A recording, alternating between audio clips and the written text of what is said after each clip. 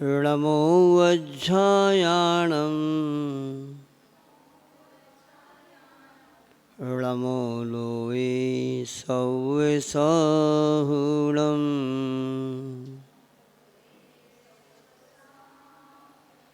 बोले देवादेव श्री मुनि सुव्रतनाथ भगवान की।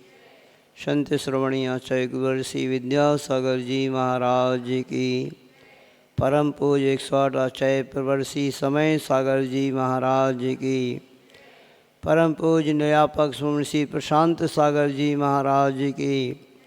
पूज्य नयापक मुंशी वीर सागर जी महाराज की। मुंशी विशाल सागर जी महाराज की।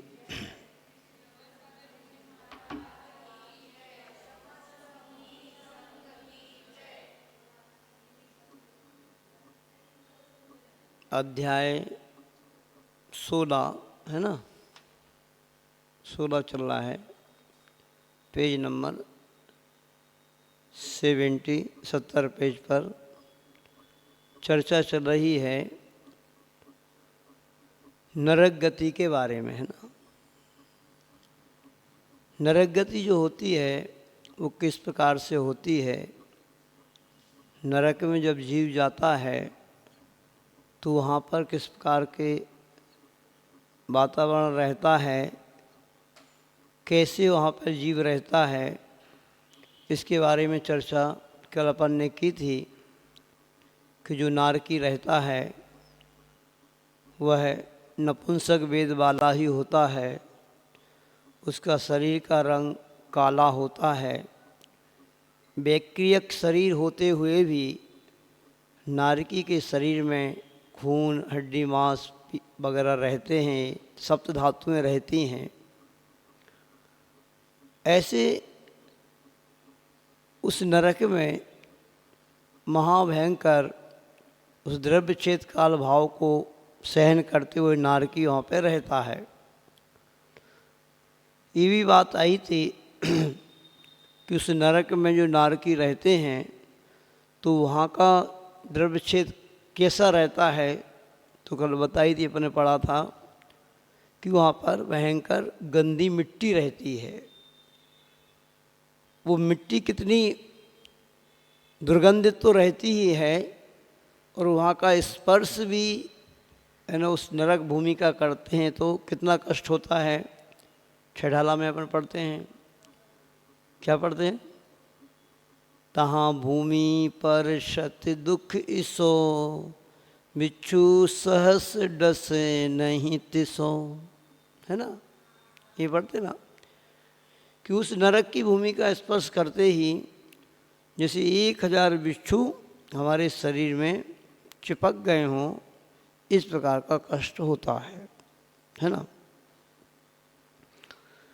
अब इसी तरीके से ये बात आती है, यहाँ पे प्राय करके अपन लोग देखते हैं किसी व्यक्ति को जरा सी भी सर्दी हो जाता है, खांसी हो जाती है, बुखार आ जाता है तो तुरंत वह व्यक्ति डॉक्टर के पास जाता है, वो इलाज करा लेता है।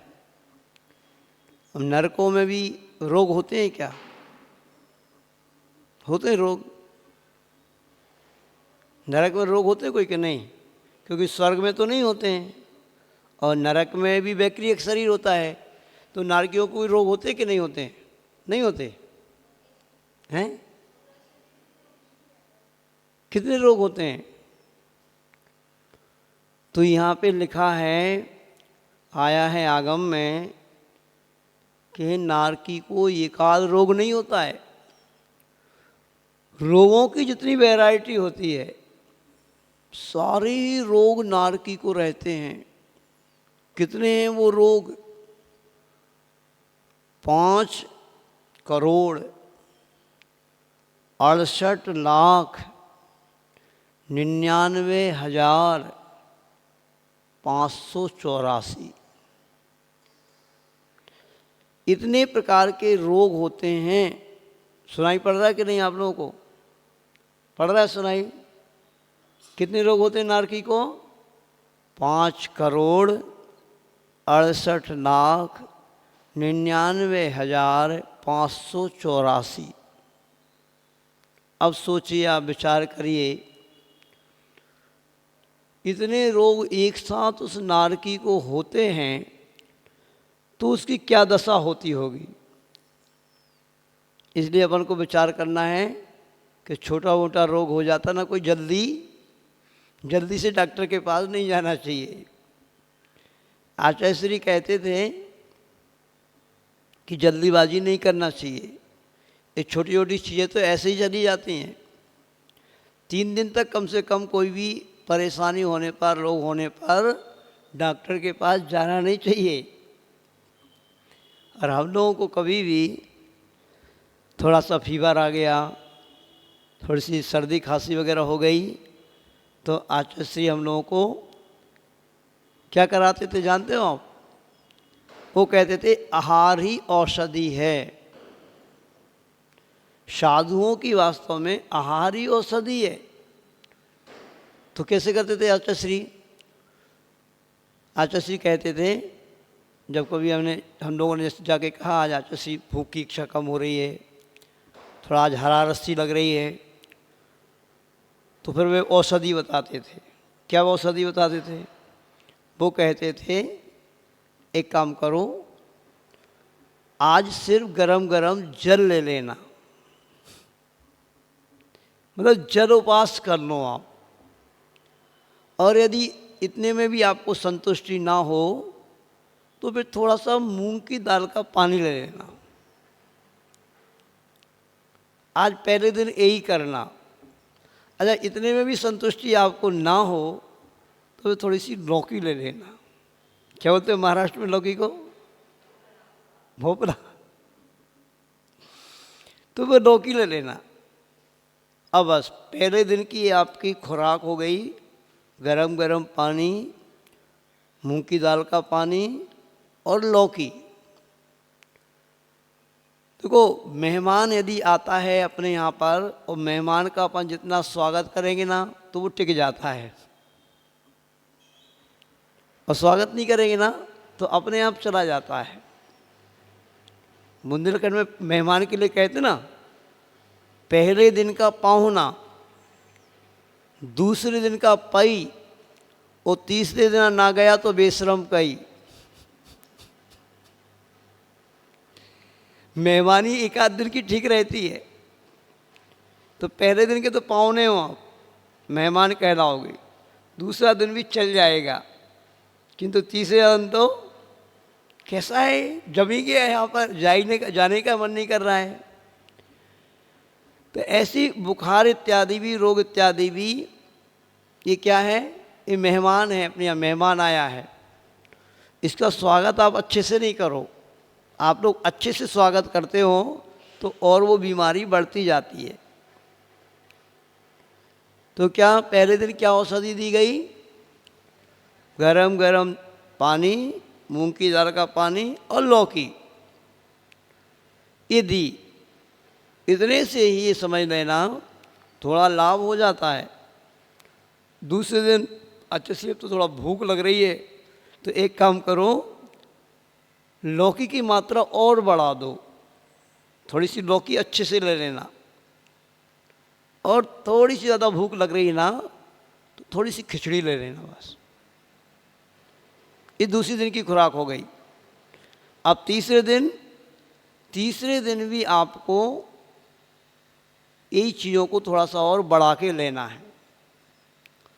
3 दिन में तो ये समझ लो अपने आप ही वह बुखार चला जाता है, अपने आप ही बगैर औषधि लिए व्यक्ति स्वस्थ हो जाता है। और फिर जब अपन को कोई भी रोग आता है, कोई भी परेशानी आती है, तो फिर से नरक को याद करो।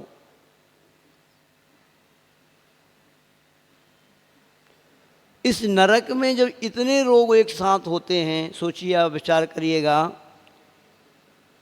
तो उस नारिकी का क्या होता होगा। चर्चा यहाँ पर चल रही है। नाते पोते दूसरी टीम आ गई आज। हाँ, यहाँ नरक नरक गति का वर्णन चल रहा है। जिन सरस्वती पुस्तक की क्लास चल रही है तो यहाँ पे चर्चा आई है कि नारकियों को उस नरक में 5,68,99,584 रोग, जितने भी प्रकार के रोग रहते हैं सारे ही रोग उन नारकियों को रहते हैं। तो अब कोई भी किसी भी प्रकार का रोग आने से घबराना नहीं, कोई भी व्यक्ति घबराना नहीं। अगर घबराएंगे भी ना अपन तो कुछ होगा नहीं। घबराने से रोग जाता नहीं, रोगी को ही ले जाता है। कोरोना में बहुत सारे लोग घबराने से ही चले गए, है ना? हुआ ऐसा नहीं कि नहीं? उन्हें कोरोना हो गया, ओ अब तो मुश्किल है। तो ऐसे करके बहुत सारे लोग दहशत में आके ही चले गए। तो इस तरीके से देखो, थोड़ा और आगे पढ़ते हैं अब वहाँ पर नरक में कई प्रकार के दुख रहते हैं। वहाँ पर देखेंगे आप प्रश्न नंबर 12, पुस्तक जिसके पास है वो देखें। नरकों में कितने प्रकार के दुख हैं? तो नरकों में अनेक प्रकार के दुख होते हैं, जिनमें कुछ प्रमुख ये हैं, जैसे क्षेत्र संबंधी दुख। उस नरक में जो क्षेत्र है वहाँ का, वो कैसा होता है? बिलों में गहन अंधकार रहता है, वहाँ उजाला नहीं है बिल्कुल भी। इसकी कल्पना आप थोड़ा सा कर सकते हैं।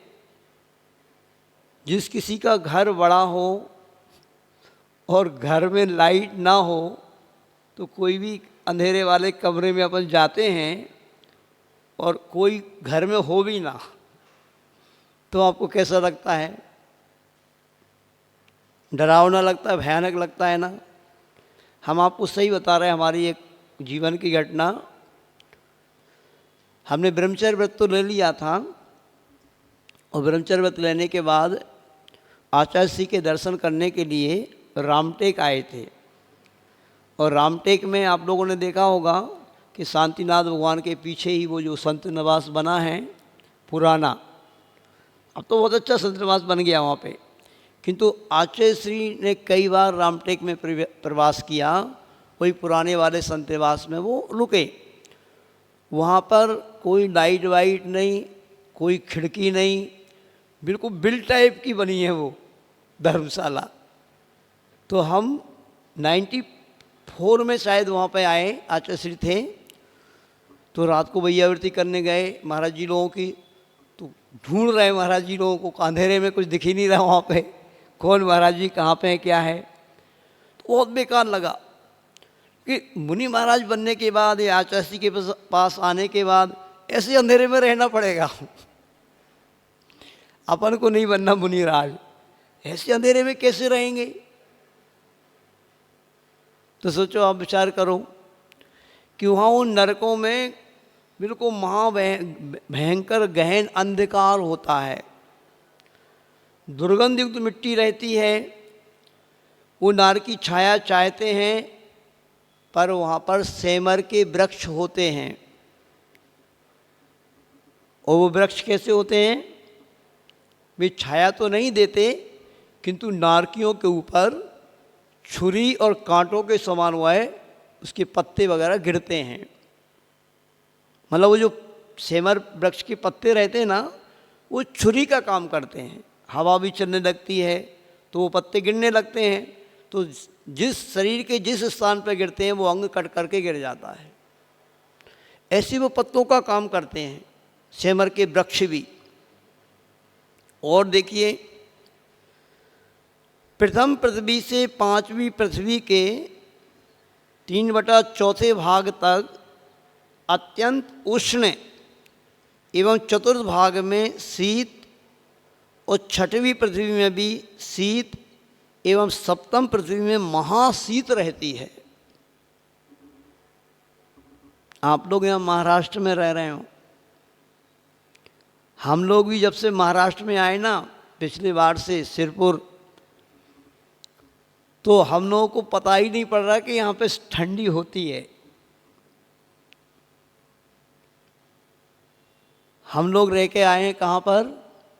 हरियाणा, दिल्ली, यूपी।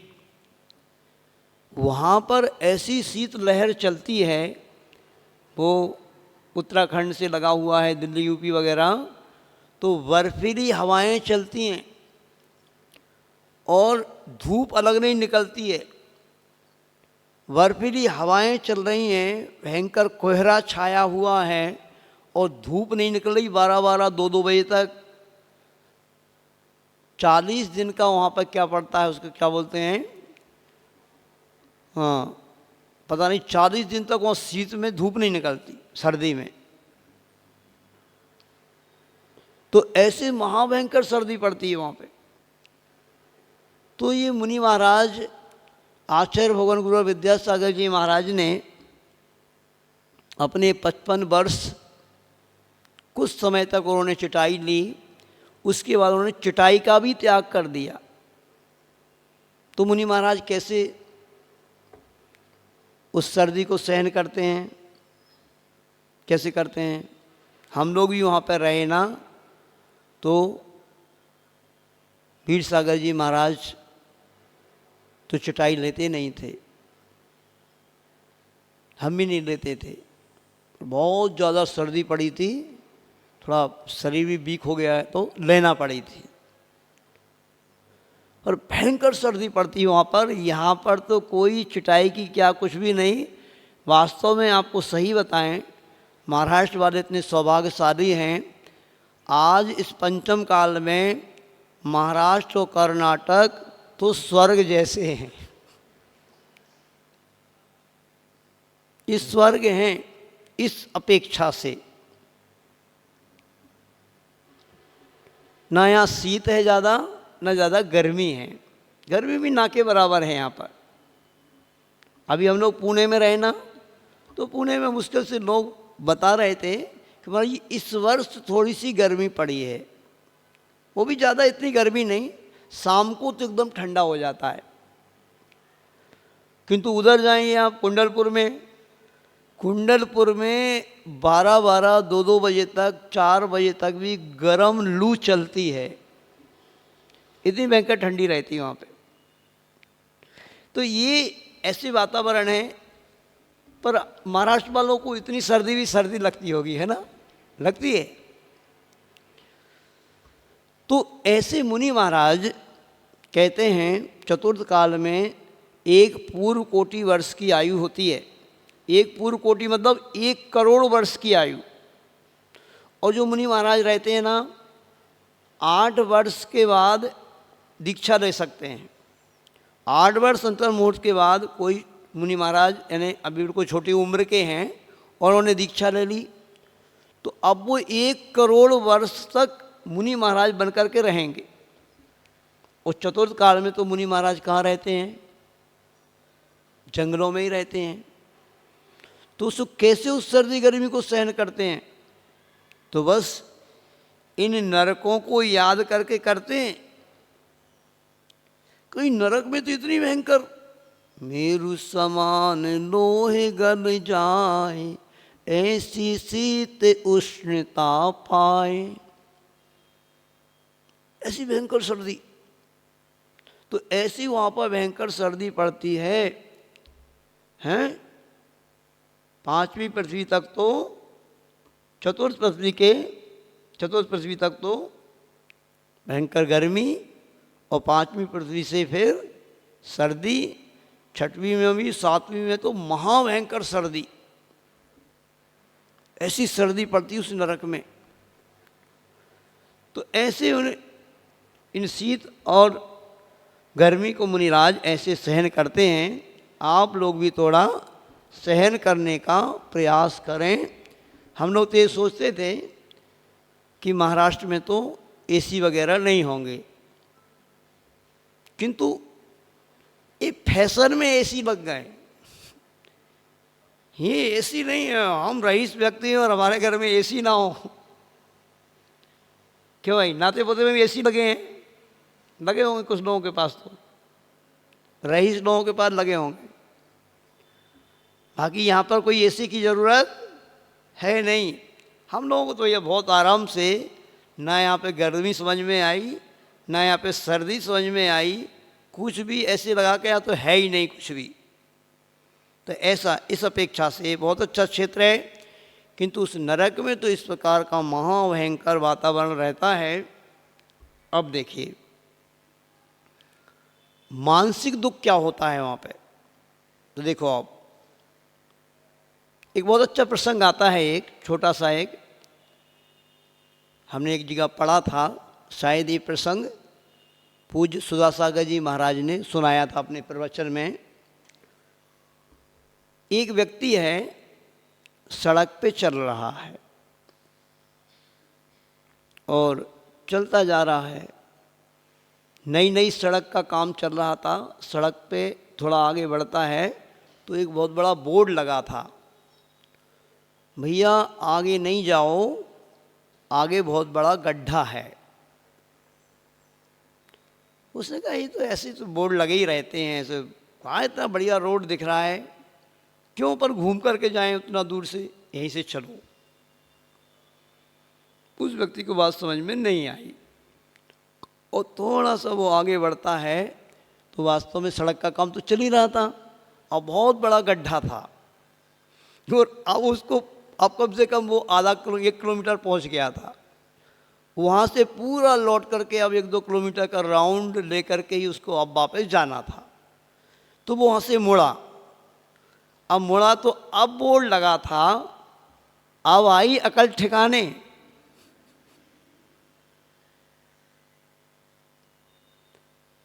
ऐसी अपन लोगों की स्थिति है। पर मुझे बहुत अच्छा लगा कि नाते पोते से कल श्रावकगण आए थे, आज भी आए हैं, और वहाँ पर पूज्य समाधिस्थ न्यापक श्रमण मुनि श्री प्रशांत सागर जी महाराज का चातुर्मास निर्वेक सागर जी महाराज जी का हुआ था। कब हुआ था? जब भी हुआ हो, कौन से सन में हुआ था याद नहीं? क्यों भाई याद नहीं? 11 या 12 में हुआ था, है ना? तो वहाँ पर इन लोगों ने महाराज जी से प्रेरणा लेकर के, या हो सकता है समाज में पहले से भी स्वाध्याय चलता हो और महाराज जी का चातुर्मास हुआ, तो कल जो टीम यहाँ पर आई थी पूरी स्वाध्याय करने वाली टीम थी, युवाओं की टीम थी। 30 से 35-40 साल के वो युवा थे और 10-12 युवा जितने भी थे, देख कर के मन बड़ा प्रसन्न हुआ। उन्होंने कहा महाराज हमारा हमेशा के लिए रात्रि भोजन का त्याग है, हम लोग स्वाध्याय करते हैं, हमेशा अभिषेक पूजन करते हैं। तो ये लगा कि हाँ गुरुओं की बात इन्होंने कुछ मानी है। और बाकी लोग ऐसे ही करते हैं जैसे उस व्यक्ति को बाद में पश्चाताप हुआ। कैसे? गुरुओं की बात इस कान से सुनी और इस कान से निकाल दी। अब बारामती में कैसा हमें नहीं पता भाई, मंदिर में अभी हम जा ही नहीं रहे कि मंदिर में कितने लोग अभिषेक करने आते हैं, कितने पूजन करने के लिए आते हैं, क्योंकि अब तो यहीं रुके हैं मंदिर की दूरी होने से। किंतु ये है, तो देखो जैसे वो व्यक्ति पछताया ना, ऐसे ही जब गुरु उपदेश देते हैं, गुरु अच्छी बात बताते हैं, कुछ आपसे कहते हैं, तो वो आप नहीं मानते हो, अभी यहाँ पर नहीं मानते हो ना, तो वहाँ पर फिर वो नारकी पछता रहा है। देखो अब क्या लिखा है यहाँ पे, मानसिक दुख होता है उसको। हाय हाय, पाप कर्म के उदय से हम इस भयानक नरक में पड़े हैं, ऐसा विचारते हुए पश्चाताप करते हैं। हमने सत्पुरुषों व बीतरागी साधुओं के कल्याणकारी उपदेशों का तिरस्कार किया था। विषयांध होकर मैंने 5 पाप किए थे, जिनको मैंने सताया था वो यहाँ अब मुझको मारने के लिए तैयार हैं। अब मैं किसकी शरण में जाऊं? यह दुख अब मैं कैसे सहूँगा? जिनके लिए पाप किए थे वे कुटुंबी जन अब क्यों आकर मेरी सहायता नहीं करते। इस संसार में धर्म के अतिरिक्त अन्य कोई सहायक नहीं। इस प्रकार निरंतर अपने पूर्वकृत पापों का पश्चाताप करते रहते हैं। होता है ऐसा कि नहीं? जिस कुटुंब परिवार के लिए आज व्यक्ति सब कुछ झोंक रहा है। अभी यहाँ पर आए हम लोग, अभी पुणे में थे, अब थोड़ा सुना दे रहे हैं आपको कि वो लोग कैसे कोल्हू की भांति की, कोल्हू के बैल की भांति वहाँ पर जॉब करने वाले लगे हुए हैं। कैसे विदेशी लोग विदेशी कंपनियों की गुलामी कर रहे हैं। सुबह 8 बजे निकल जाते हैं, शाम को 8 बजे 9 बजे 10 बजे तक आते हैं। सोचो आप क्या जीवन है उनका। सुबह भी वहाँ पर उन बच्चों के लिए छोड़ने के लिए, मतलब सोसाइटीज बनी हुई है, तो सोसाइटी से सामने रोड तक छोड़ने के लिए बड़े बड़े 10-10, 12 साल, 15 साल के बच्चों को भी माता पिता 15-15, 20 मिनट, आधा घंटे तक बस का इंतज़ार कर रहते, खड़े रहते हैं। न वो अभिषेक कर पा रहे हैं, न वो पूजन कर पा रहे हैं, न वो कुछ धर्म ध्यान कर रहे हैं। उन बच्चों की गुलामी में लगे हैं, घर परिवार की गुलामी करने में लगे हुए हैं। तो सोचो, आप विचार करो। तो यहाँ पे कह रहे हैं कि जिन कुटुंब परिवार के लिए तुम बच्चों के लिए, पत्नी के लिए दिन रात यहाँ पे लगे रहें, वो कोई भी जो अब उनके लिए जो तुम पाप कर रहे हो, पाप का संचय कर रहे हो, वो तुम्हारा कोई भी साथ नहीं दे रहा। वहाँ पे अब नरक में पहुँच गए तो कोई नहीं जाएगा उस पाप का फल भोगने के लिए नरक में। तो थोड़ा विचार करना चाहिए। कहने का तात्पर्य है तो फिर क्या करें महाराज जी, हम आप लोगों जैसे महाराज थोड़ी हैं। हमारा घर है, परिवार है, तो उसके लिए तो समय तो देना पड़ेगा। तो ये नहीं मना कर रहे कि आप समय ना दें, ये कब कर रहे हैं मना आपको, किंतु अपने लिए भी तो कुछ समय दो। इस बारे में थोड़ा विचार करो। और ये विचार एक व्यापारी कर सकता है। व्यापारी व्यक्ति किसी का गुलाम नहीं होता है, किंतु नौकरी करने वाला तो भी 8 बजे नौकरी पर जाना है तो जाना ही है। व्यापारी तो सोच लेगा चलो भाई 8 बजे की नहीं 9 बजे खोल लेंगे दुकान अपनी। तो बहुत अच्छे हैं आप लोग, किंतु यहाँ से भी छोड़ करके शहरों की ओर भाग रहे हैं और वहाँ पर 800-900 स्क्वायर फीट के बंगले में चूहों की भांति रह रहे हैं वहाँ पर। और यहाँ पर बंगले हैं बड़े बड़े, बाखरे हैं गाँवों में, बढ़िया खेती है, ये है, व्यापार है, ठाठ से यहाँ पर रह रहे हैं। उसको छोड़ करके सब शहरों की ओर भाग रहे हैं। कुछ लोग बच्चों के लिए भाग जाते हैं। महाराज जी बच्चों के लिए जाना पड़ता है वहाँ पे। समझ में आ रहा है कि नहीं आपको कुछ? यहाँ पे क्या कह रहे हैं कि वो नारकी अब वहाँ पे पश्चाताप कर रहे हैं कि देखो हमने सब कुछ इसी पाप करने में लगे रहे, 5 पापों को करने में लगे रहे, और उसका फल इन नरकों में आकर के हमें अब भोगना पड़ रहा है। तो इसलिए घर गृहस्थी में आप रह रहे हैं, कोई बात नहीं, घर गृहस्थी के कार्यों को करना भी आवश्यक है, किंतु धार्मिक पक्ष को लेकर के भी अपने आवश्यक जो होते हैं उनको थोड़ा आप करें तो पाप और पुण्य का बैलेंस बना रहेगा। नहीं तो फिर क्या होगा? आचार्य श्री ने बहुत सुंदर पंक्तियाँ जो आचार्य श्री का ग्रंथ है मूक माटी, उसमें लिखा है, भरी पालड़ी नीचे जाती, भरी पालड़ी नीचे जाती, खाली ऊपर जाती है, इसी बात को तुला हमें स्पष्ट समझाती है। जब वो वाली चलती थी ना, तौलने का कांटा हाथ में लेकर के, अभी भी चलता है कांटा, तो जो भरी पालड़ी होगी वो नीचे जाएगी कि नहीं? ऊपर कौन सी जाएगी? खाली जाएगी।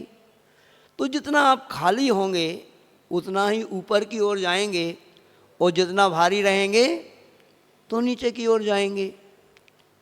बह्वारम्य परिग्रहत्वम नारकस्यायुषः, बहुत आरंभ और परिग्रह में ही हम लगे रहेंगे तो हमें नीचे जाना ही पड़ेगा।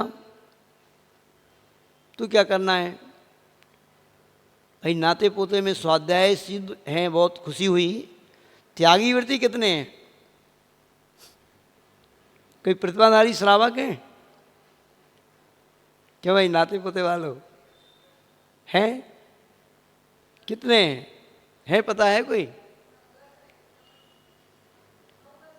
9-10 हैं। तो बारामती में कितने हैं भाई?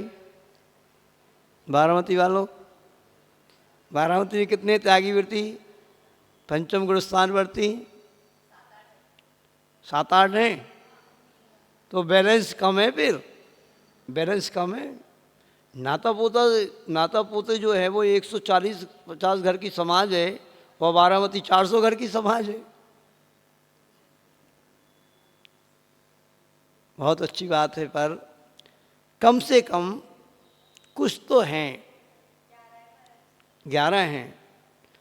पूना में कम से कम 25 थे, शहर में रहते हुए भी। सुस गांव में ही 10-12 हैं। ये सब कृपा किसकी है? ये उन गुरुवर आचार्य विद्यासागर जी महाराज की कृपा है, जो उन्होंने यहाँ पर विशेष रूप से भली दीक्षा पूज्य निरापक स्वर्ण नियम सागर जी महाराज की उधरी हुई, किंतु उनको इधर भेजा। और ये त्यागी वृत्ति जो दिख रहे हैं, चाहे नाते पोते हो, चाहे वो बारामती हो, चाहे वो पूना हो, पूरे महाराष्ट्र में त्यागी वृत्तियों की संख्या को बढ़ाया है तो पूज्य निरापक स्वर्ण मुंशी नियम सागर जी महाराज ने। पक्का बनाते हैं ना भाई, वो यही काम करते हैं। अपने कुछ ही सदस्य बनाते हैं किंतु पक्के बनाते हैं बहुत, और त्यागी वृत्ति बनने की प्रेरणा देते हैं।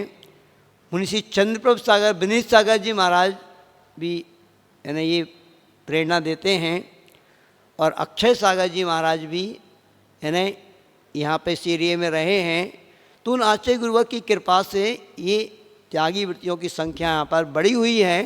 सभी से कहना है, आचार्य प्रवर शांति सागर जी महाराज भी यही कह के गए, कम से कम भी श्रावक को यदि अपना समाधि पूर्वक मरण करना है तो 2 प्रतिमा के व्रतों को लेकर के, कोई बात नहीं, यदि ज़्यादा आप नहीं ले सकते तो ना लो, 2 प्रतिमा के व्रत तो लेना चाहिए। और 2 प्रतिमा के व्रतों में कोई ज़रूरी नहीं रहता है कि आप 3 बार सामायिक करो, पूरा आप 48 मिनट तक ही करो, थोड़ा आगे पीछे भी चल जाता है, और कुछ नहीं है। 2 प्रतिमा के व्रतों में मात्र 2 बार सामायिक और 2 बार प्रतिक्रमण आप कर लें और शुद्ध भोजन कर लें, बस हो गया। और क्या करना है? और कुछ हुआ नहीं 2 प्रतिमा के व्रत, सिर्फ 2 बार सामायिक, 2 बार प्रतिक्रमण और शुद्ध भोजन करना है बस। अब महाराज आज शुद्ध भोजन का ही जमाना कहाँ रह गया? अब यहाँ पे भली ये वातावरण दिख रहा है।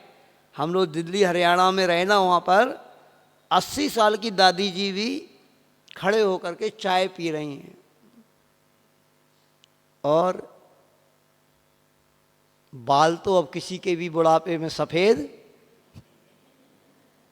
दिखते ही नहीं। तो ये फैशन का ज़माना चल रहा है। कहाँ महाराज आप शुद्ध भोजन की बात कर रहे हैं, प्रतिमा की बात कर रहे हैं, तो ये तो मुझे लग रहा है बहुत बड़ा आश्चर्य है जो प्रतिमाधारी श्रावक दिखाई दे रहे हैं और ये साहस कर रहे हैं उन प्रतिमाओं को लेने का। तो अब देखो, इस प्रसंग से अपन को यही शिक्षा लेना है, गुरुओं का समागम मिलना बहुत दुर्लभ है, और वार्निंग देने के लिए बारामती वालों को नाते पोते समाज लगातार लगी हुई है। अब देखते हैं किसकी जीत होती है। क्योंकि अभी इस वर्तमान में गुरुवर का एक ही संघ यहाँ पर है, वो संघ मात्र मुनीसी विशाल सागर जी महाराज सत्संग यहाँ पर महाराष्ट्र में हैं, बाकी पूरा का पूरा संघ उधर उत्तर भारत में ही है। तो ये बहुत बड़ी विशुद्धि बढ़ाने की बात है। आप सभी को विशुद्धि बढ़ाना है।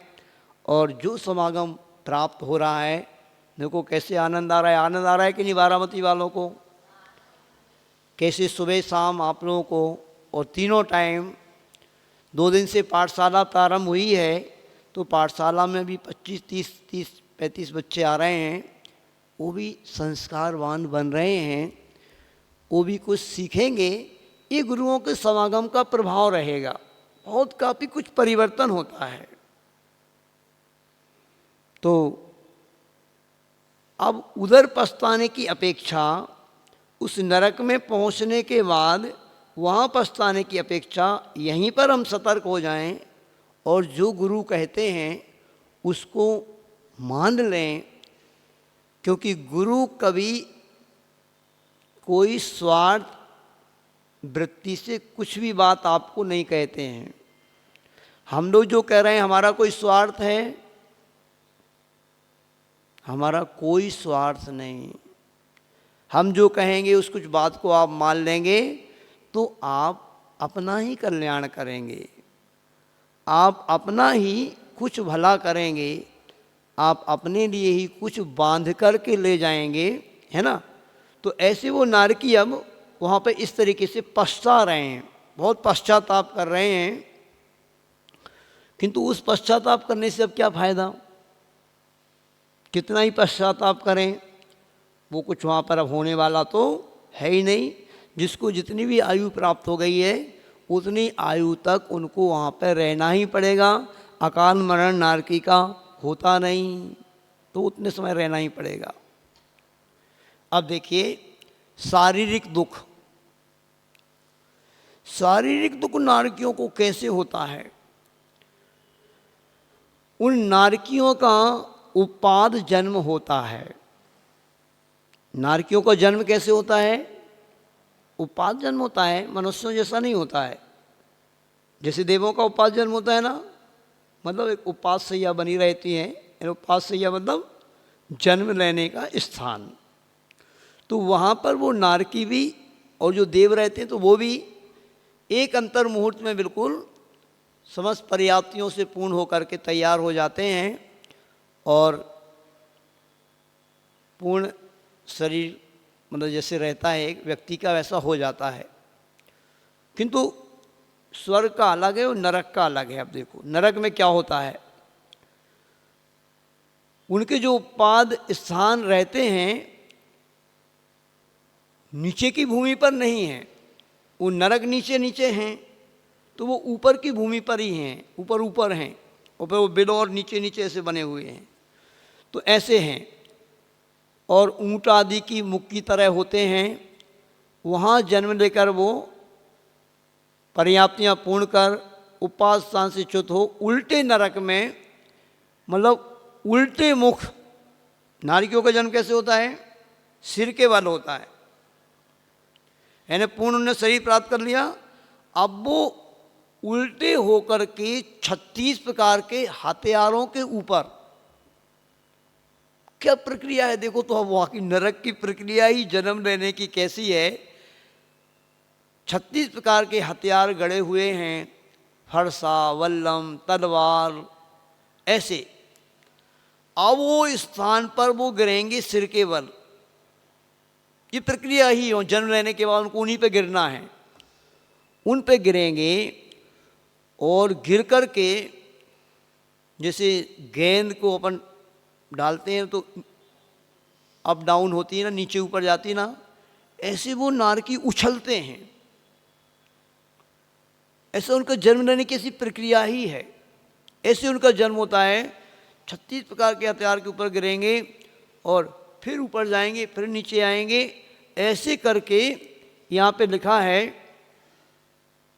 कि 7वें नरक के नारकी 2000 कोस तक उछलते हैं। 2000 कोस कितना हो गया भाई? अब 4 कोस का 3 कोस का 3 किलोमीटर का 1 कोस होता है, तो 2000 कोस में कितने किलोमीटर हो गए हैं? 6000 किलोमीटर हो गए। 6000 किलोमीटर तक वो उछलेगा फिर आएगा, तो ऐसे ऊपर तो जाएगा फिर आएगा, और ऐसे ऐसे होगा तो क्या होगा उस नारकी का? टुकड़े टुकड़े हो जाएंगे। 36 प्रकार के हथियार के ऊपर गिरेगा तो अब टुकड़े टुकड़े होने के बाद भी क्या होगा? मर जाएगा क्या? मरना तो है ही नहीं, मर तो वहाँ सकते ही नहीं, अकाल मरण है नहीं, तो फिर वो सिर्फ कष्ट होता है। ये समझ लीजिए कि वहाँ उस कष्ट को ही झेलना पड़ता है। ऐसे टुकड़े टुकड़े होने के बाद है न, वहाँ पर मरण तो होना नहीं है, सिर्फ कष्ट होता है। जैसे यहाँ पर कभी चोरी करने वालों को पुलिस पकड़ लेती है ना जब, तो कहाँ मारती है पुलिस? ऐसे स्थानों पे मारती है जहाँ पर घाव ना हो पर कष्ट बहुत हो, दर्द बहुत हो। ऐसे हड्डियाँ स्थान जहाँ रहती ना, वहाँ पे मारती है पुलिस, घुटने में या पीठ में या यहाँ पे कोनों पे, ऐसी जगह पिटाई करती है पुलिस। ऐसे उस नरक में पिटाई हो रही है, कष्ट हो रहे हैं, किंतु मरण को प्राप्त नहीं होगा। ऐसे वहाँ पर जन्म होता है नारकी का। अपन को याद है? किसी को याद है? नरक में गए हो आप लोग? नहीं गए?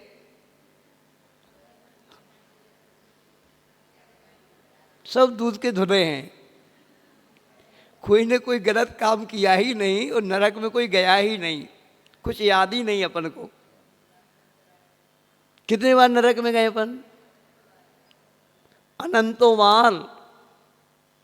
अनंत काल से संसार में हैं तो अनंतों बार नरक जा चुके हैं, किंतु बस जैसे वो नारकियाँ पश्चाताप कर रहे हैं ना, ऐसे जब नरक में पहुंच जाते हैं ना, तब पश्चाताप करते हैं बस, हे भगवान ना, अब नहीं करेंगे ऐसा कभी काम, अब कभी 5 पाप नहीं करेंगे, अब नहीं करेंगे हम बहुत ज़्यादा आरंभ व परिग्रह को इकट्ठा कि हमें यहाँ पे आना पड़े।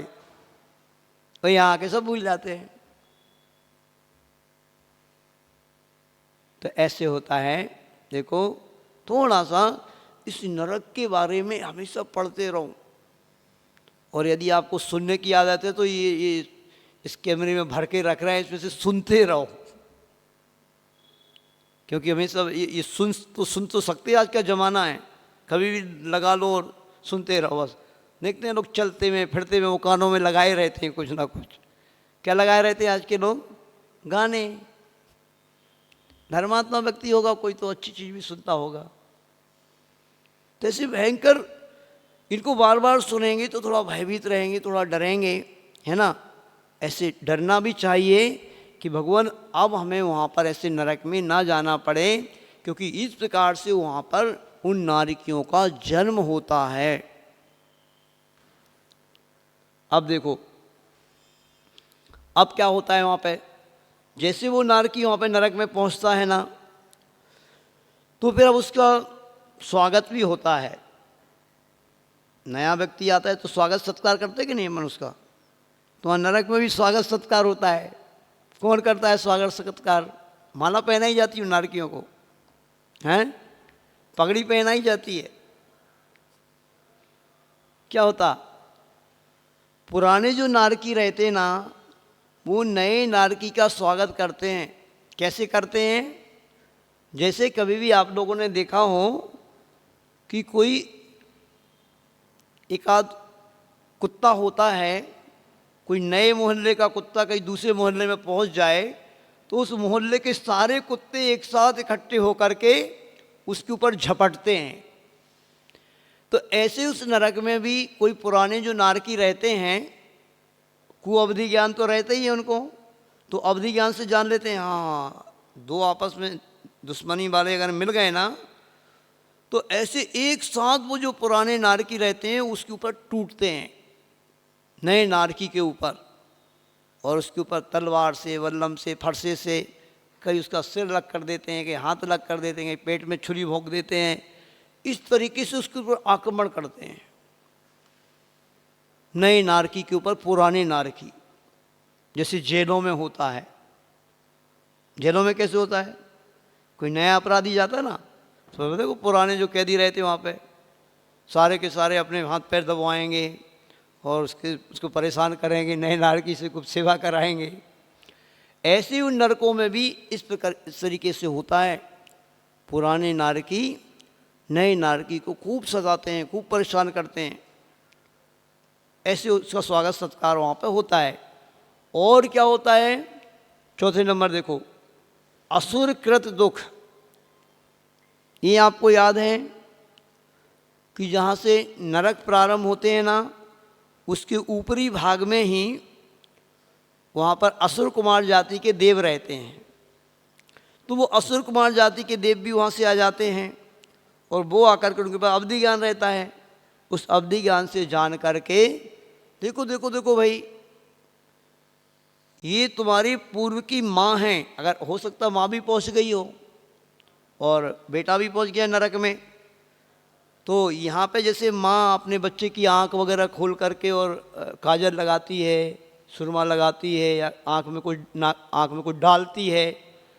देखो देखो भाई, तुम्हारी आँखें फोड़ रही है, ये तुम्हारी माँ नहीं, ये तुम्हारी दुश्मन है, तुम भी इसकी आँखें फोड़ दो, इसकी आँखें निकाल लो। तो वो भड़क जाते हैं बस। तो बस तुरंत ऐसे हथियार वगैरह लेकर के वो जो माँ है और बेटा है, वो बेटा उस माँ की आंखें निकाल लेता है, ऐसे परेशान करता है वहाँ पे नरक में। असुर कुमार जाति के जो देव रहते हैं ना, वे और पूर्वकृत पाप कर्मों को याद करा करके, उकसा करके और नारकियों को भिड़ाते हैं। असुर भिड़ावें दुष्ट प्रचंड, आता छेड़ाला में। तो वो असुर कुमार जाति के जो देव रहते हैं वो और आपस में से भिड़ाते हैं और उनको एक दूसरे को लड़ाते हैं और उनको आनंद आता है। देखो क्या, कैसे, तृतीय पृथ्वी तक असुर कुमार जाति के देव वहाँ के नारकियों को उनके पूर्व भाव के बैर का स्मरण कराकर परस्पर में लड़ने के लिए प्रेरित करते हैं। जैसे यहाँ मनुष्य मेंढे भैंसे आदि को लड़ाते हैं, ऐसे ये लड़ाई होती है ना कहीं कहीं पर, मुर्गे लड़ाते हैं आपस में, भैंसे लड़ाते हैं, बैल लड़ाते हैं। ऐसे हम लोग छत्तीसगढ़ में गए थे, छत्तीसगढ़ गए थे जगदलपुर की ओर आचासी के साथ, तो वहाँ पर एक गांव में मुर्गों की लड़ाई चल रही थी। मतलब बाजार ही लगा था पूरा, वो ऐसा चल रहा था कार्यक्रम। मुर्गे लड़ा रहे थे एक दूसरे को, ऐसे लड़ा रहे थे, वहाँ पे लड़ाई करा रहे थे। ऐसी लड़ाइयाँ चलती हैं। तो ऐसी लड़ाइयाँ वहाँ पर वो एक दूसरे को भिड़ा करके असुर कुमार जाति के दो देव लड़ाते हैं, ठीक ना। ऐसे और भी बहुत सारे हैं, इसके बारे में समय आज तो हो रहा है आपका, ठीक है, और कल सुनाएंगे कुछ। कैसे लग रहा है आपको नरक को सुन करके? अच्छा नहीं लग रहा है ना? थोड़ा बहुत डर लग रहा है कि नहीं लग रहा?